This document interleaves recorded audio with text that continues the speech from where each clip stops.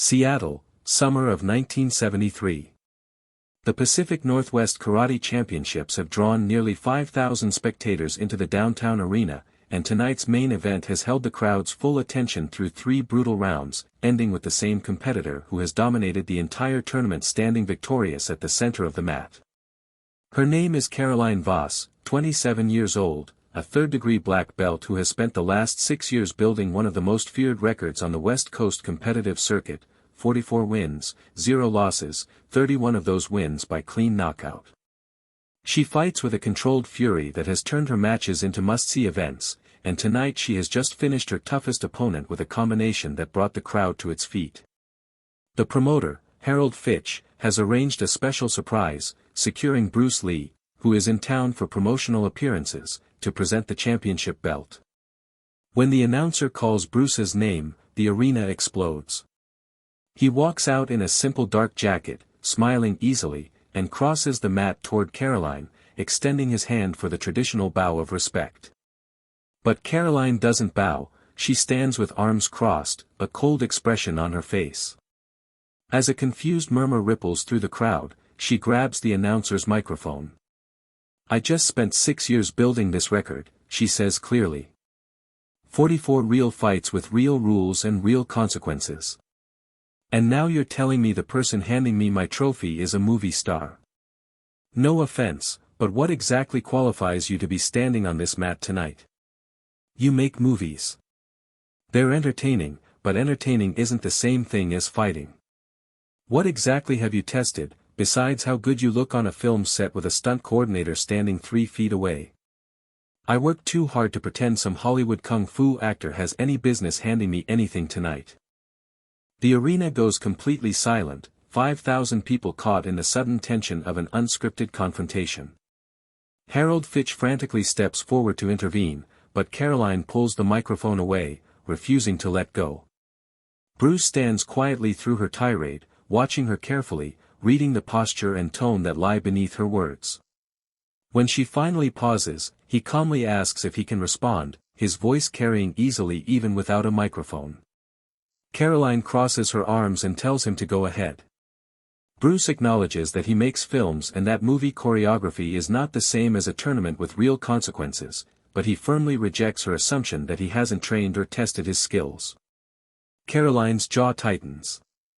"Then prove it," she challenges loudly. "Right here, right now. Let's see if the movie star can actually back up anything he just said." The crowd reacts instantly with a wave of electric anticipation. Fitch looks utterly panicked as Bruce looks at Caroline for a long, quiet moment. Bruce agrees to the challenge, stating that he won't refuse a public test, but warns her that once they begin, he will not hold back simply because she has a perfect record. He makes it clear that she asked for this and will receive the real version. Caroline smirks, claiming her 44 wins mean she isn't worried about anything he brings. She drops the microphone onto the table beside the belt and assumes her fighting stance. The referee, realizing he must manage this display, steps between them, declaring it an unsanctioned match of light contact that either fighter can call.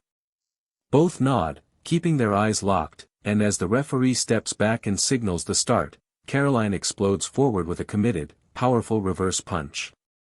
Bruce isn't there when the strike arrives, his head shifts just 4 inches, letting the powerful punch pass through empty air. Before Caroline can even fully recover her extension, Bruce's open palm strikes her exposed ribs with a clean, precise touch. 1.2 seconds elapsed. A collective gasp of disbelief ripples through the arena as the crowd watches their undefeated champion get touched so easily. Her eyes widen in brief shock before her training takes over. She resets and throws a front kick to control the distance. Bruce steps sideways, letting the leg pass through empty space, and closes the distance to tap her shoulder before she can recover her stance. 2.4 seconds elapsed. Caroline's face tightens with a growing realization that her assumptions are entirely wrong. Desperate, she unleashes a fast, aggressive spinning back kick. Bruce moves inside the rotation, the kick passing harmlessly behind him, and taps her collarbone lightly. 3.7 seconds elapsed. The arena falls into a stunned, absolute silence. Wounded pride pushes Caroline forward one last time. She abandons technique entirely for wild, aggressive momentum, throwing a chaotic combination just to land a single hit. Bruce slips her first strike, redirects the second with a touch to her extended arm, and as she overcommits on the third, steps inside to tap her chest with an open palm. 4 points, 10 seconds total elapsed. The crowd erupts into a deafening roar. Caroline stands frozen, breathing heavily, her face flushed with humiliation. "That's not real karate," she says defensively, her voice shaking. "That's some camera trick." Bruce calmly replies that he used her rules, her scoring, and the exact system she respects. Furious, she demands a redo. The referee steps between them, trying to end the encounter, but Caroline snaps at him and demands they go again, stepping back into an aggressive stance. Bruce watches her, realizing that walking away now would leave her internal conflict unresolved. Quietly, he warns her that if she continues to push, she will not like how far it goes. Caroline ignores the warning and launches a desperate, furious assault, throwing everything she has built across 6 years into one final onslaught. Bruce moves through her strikes without retreating, finding gaps in her offense like water flowing through a riverbed, never striking back but continuously demonstrating that nothing she throws can touch him. When she overextends on a high hook kick, Bruce steps in close, catches her leg gently, and uses her own momentum to sweep her down to the mat. She lands on her back, staring up at the lights, utterly unable to process her defeat.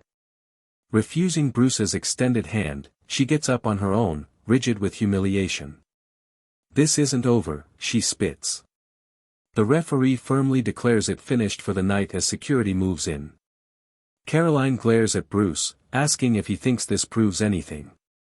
Bruce calmly replies that it proved exactly what she asked, that his skills are real, and that she decided to make the night about a challenge instead of a trophy ceremony. His words seem to pierce through her anger, causing her rigid posture to flicker with the first signs of genuine reckoning. Harold Fitch quickly seizes the moment to ask the crowd for applause, and though the response is mixed with lingering awe and discomfort, Caroline stands there breathing hard, looking at the belt that suddenly feels detached from her victory. She looks at Bruce and says quietly, "I worked 6 years for that record." Bruce gently assures her that nobody is taking that away, her discipline and victories remain real, but she simply asked the wrong question in front of too many people. Caroline processes this, her defensiveness finally giving way to reflection. "I shouldn't have said what I said," she admits slowly, "about you being fake, about not having any right to be here."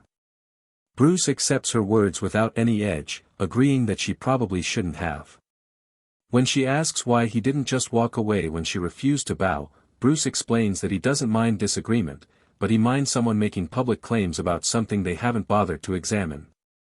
Caroline absorbs this, admitting that standing up in front of 5,000 people and being completely wrong about something she was so sure of is harder than losing a match. Bruce tells her that feeling this pain in public means she will never forget it, which makes it incredibly valuable.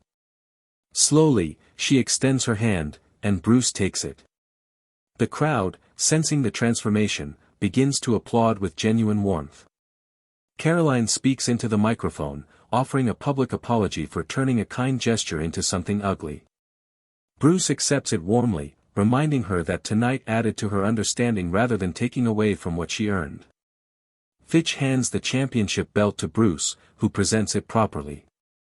Caroline accepts it and bows deeply, Bruce returns the bow, and the arena erupts into heartfelt applause. Later, Caroline finds Bruce by the exit and asks how he read her opening punch so fast. Bruce explains that her shoulder drops slightly before she commits to a straight punch, a detail he noticed while watching her earlier matches. "Nobody has ever told me that in 6 years of competing," Caroline says, testing her shoulder against her memory. Bruce explains that most people watch the technique itself rather than the split-second commitment right before it, an attention that takes a long time to build. When she asks if he could teach her that kind of focus, her voice is entirely stripped of her earlier arrogance, replaced by genuine curiosity. Bruce looks at her and says that if she is willing to be wrong about things the way she was wrong tonight, then yes, that is most of what it takes. She nods slowly, agreeing that she would like that.